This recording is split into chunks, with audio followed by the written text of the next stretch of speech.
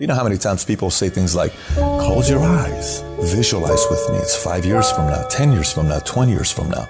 What does your house look like? What does your car look like? Imagine having a house with a swimming pool and it's a 4-story, you got elevator, you got this view, okay, that's great.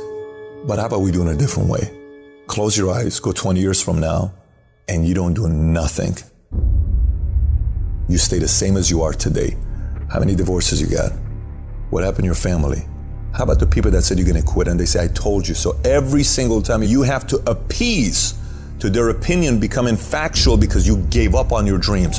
Say, that's the real exercise. And if you're okay with that, keep living life the way you're living. The reason most people fail is because they give up what they want most for what they want now. You don't have to work hard, you don't have to eat right, you don't have to sleep right. You don't have to do more than what's required of you. You don't have to do anything that you don't want to do. But you also don't have to win. You don't have to be a success in life. And that's why so few people achieve great things. Because they don't want to sacrifice, they don't want to discipline for something greater. So you see all these people that have great things in life that you look up to, it's because they were sacrificed and disciplined long before you ever knew them. You gotta get tired of losing. At some point, you gotta be fucking tired of not being number one. And you gotta fucking play angry. And I play angry. You gotta work every fucking day. It doesn't end. Cause I'm pissed off for greatness. Cause if you ain't pissed off for greatness, that means you okay with being mediocre. I can't relate to lazy people. We don't speak the same language. I don't understand you and I don't want to understand you. It's the fourth quarter. Once this year's over, you can't go back and add nothing to it. What kind of competitor sees the finish line and slows down? Hear what I'm trying to tell you? Close, close, close, close. Why? Because the world treats you different when you close.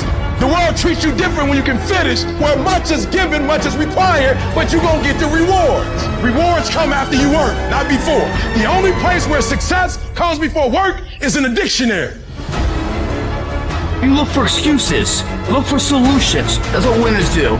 Losers are always looking for the excuse, where the winner looks for the solution, man. Why don't we put the energy into the dreams that can be?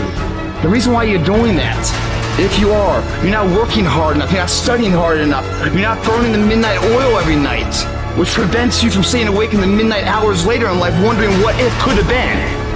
You erase that through all of this payment, guys. It's free.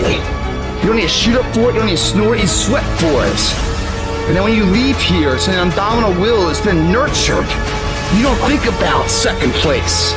You think about first, and then the legacy, and building the gap between you and every other person. Those times when you get up early and you work hard, those times when you stay up late and you work hard, those times when you don't feel like working, you're too tired, you don't want to push yourself, but you do it anyway.